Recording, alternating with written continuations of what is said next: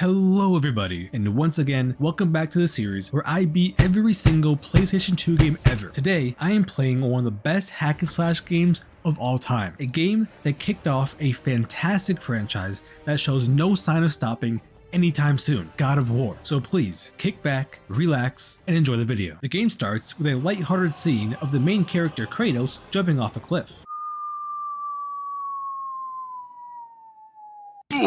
Okay. Game's over. Could have been longer. Gameplay was quite poor. I give it a 3 out of 10. Oh, I'm just kidding, you guys. I bet I fooled you, huh? Right? Anybody? No? Ah well. In actuality, we flash back 3 weeks to see how we got here. I start off on a quest to kill a Hydra on Poseidon's behalf that has been terrorizing the seas. I hack slash and dodge my way through waves of enemies to get closer to the Hydra. Do you get it? Waves of enemies? Because I'm on the water and the water has waves? I know.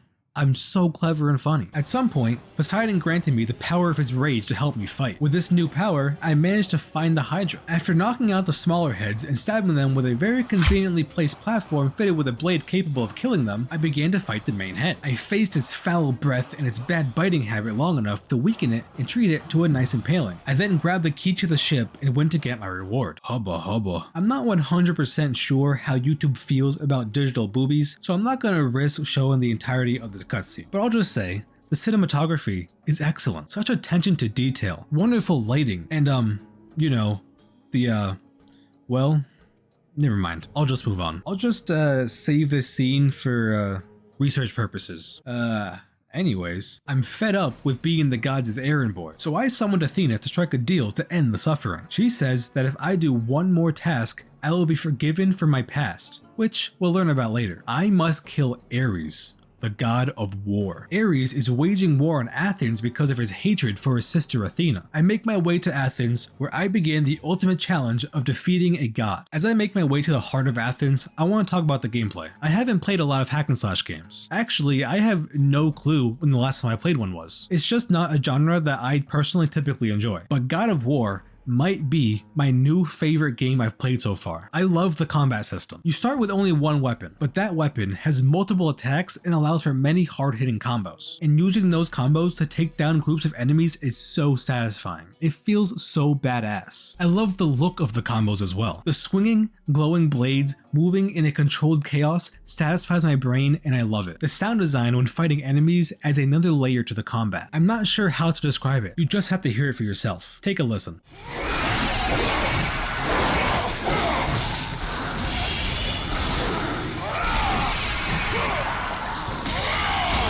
Doesn't it just fit so well? There's also a plethora of enemies throughout the game, so the fighting doesn't get stale, because you never know what enemy you're going to fight, or what combination of enemies you're going to fight. Another thing about the different enemies is that some of them allow you to finish them off with a quick time event. Not only does this allow you to brutally execute them and it looks cool, but it also serves a purpose. Killing an enemy this way makes them drop either health or magic orbs to refill your bar. You also get red orbs for killing enemies, destroying objects, and opening chests. These red orbs allow you to upgrade your weapons and abilities, which makes them stronger and or unlocks new abilities, which of course unlocks more cool looking combos. Suffice to say, I think the combat in this game is pretty good. After battling a lot of foes, I come across Athens' Oracle. She is in danger, and I must help her as she will tell me how I can defeat Ares. Well, that and more importantly, those. I'll just save this cutscene for later too, for research purposes, of course. Before giving me any information, the Oracle touches my face and apparently is able to see my backstory. All we get for now is that Kratos used to be a captain in the Spartan army. He started off as a level 1 noob with only 50 warriors under his command, but with time and dedication, he became a level 99 gangster boss with thousands of warriors under his command. He was a brutal killing machine that showed no sign of stopping. Then Kratos is all like, stay out of my head. So the mind reading stops and we get the information we came for. I will be unable to kill a god as I am now. There is one object in this world that will grant me the power to defeat a god. I want to say a different object, but I can't think of anything funny to say, so I don't know, just think of something funny and pretend I said it. okay? It's Pandora's box, by the way. That's what will give me godlike powers. Pandora's box is located in a temple that's strapped onto this giant dude's back that was sentenced to walk endlessly in the desert as punishment, which honestly kind of sucks, you know? It's probably pretty hot out there. I eventually found that giant dude and the temple and proceeded to climb up the side of it for 3 days. That's what the game said, at least. I don't know, it didn't feel like it was that long. Once at the top, I talked to this weird looking guy, kill some big meanies, and head inside the temple to face the challenge that many have faced, but none have survived. This portion of the game has some of my 2 favorite aspects of game, that being platforming and puzzles. I do use those as sort of a loose term though, because I consider platforming to be kind of anything that involves movement. Of course, the obvious being jumping from one platform to the next, but I also consider simply dodging traps or obstacles as sort of a subgenre of platforming. Does that make any sense? It does to me. I'm not really sure how else to describe it. Then there's the puzzles, which again is a blanket term that holds a seemingly limitless amount of types of puzzle. In God of War, there is pretty much just memorizing where to go and figuring out where to move things when needed. Regardless of how you define them, I enjoy a good mix of platforming,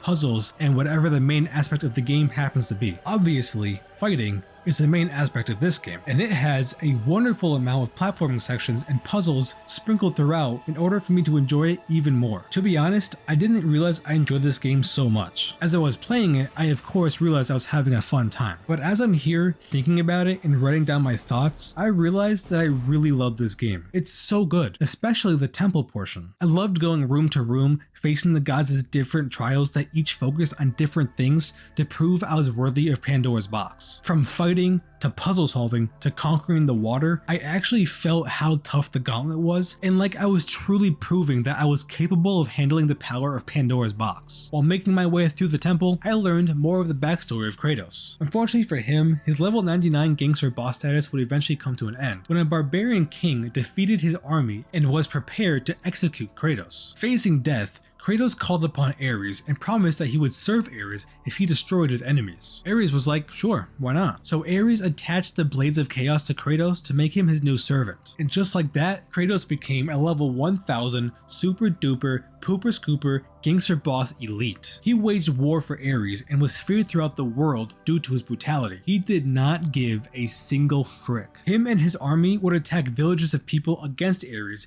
and simply murder each and every one of them, no questions asked. Man, woman, and child stood no chance. Then one day, while attacking another village, you know, as you do, Ares secretly transported Kratos' wife and child to the village. While Kratos was madly attacking a temple, he accidentally killed them both. Ares thought that this would free him and make Kratos the ultimate warrior, but instead, it did the exact opposite. From that day, Kratos swore revenge on Ares, which isn't surprising. Ares is honestly kind of dumb for thinking that would work. Like, what were you thinking, you big idiot? Make him kill his own family? Great idea. After killing his family, Kratos was cursed by having their ashes bonded to his skin, turning it white for the rest of his life. Before I played this game, I thought that he was just albino or it was some cool war paint, but now that I know, it's a lot less cool and a lot more sad. Eventually, I managed to beat all the trials that the temple had to offer and found Pandora's box. I started to move the box out of the temple, but unfortunately, Ares was keeping tabs on my progress. So he picks up a pointy pillar, chucks it a few miles, and impales me against a wall. Ouch! I'm dying. Even though Ares is the bad guy, you have to admit, that was an amazing throw. Can we get a round of applause for that one?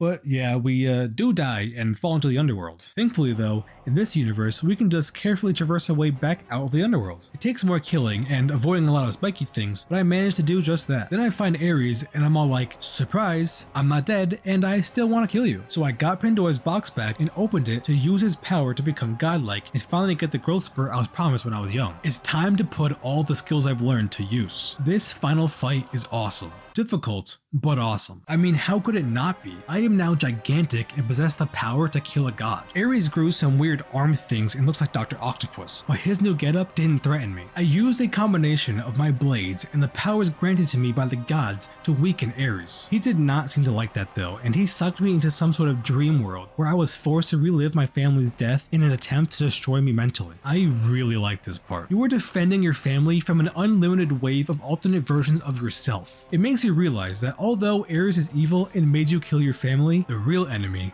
is yourself. If Kratos wasn't so hungry for power, his family would still be alive, and no matter how much power he has, they will never come back. The reason I like this so much is the mental aspect of it. I find anything to do with psychology and the brain fascinating, and the scene of a man desperately trying to save his family, even though it's not possible, is such a powerful scene. Trying to break Kratos mentally is another good move from Ares. I can't lie. I still managed to break out of it though. Once out, I no longer have my blades or any powers. However, there happens to be a bridge nearby that's made out of a giant sword. So I take the bridge sword and again fight Ares. I then did the impossible and killed a god.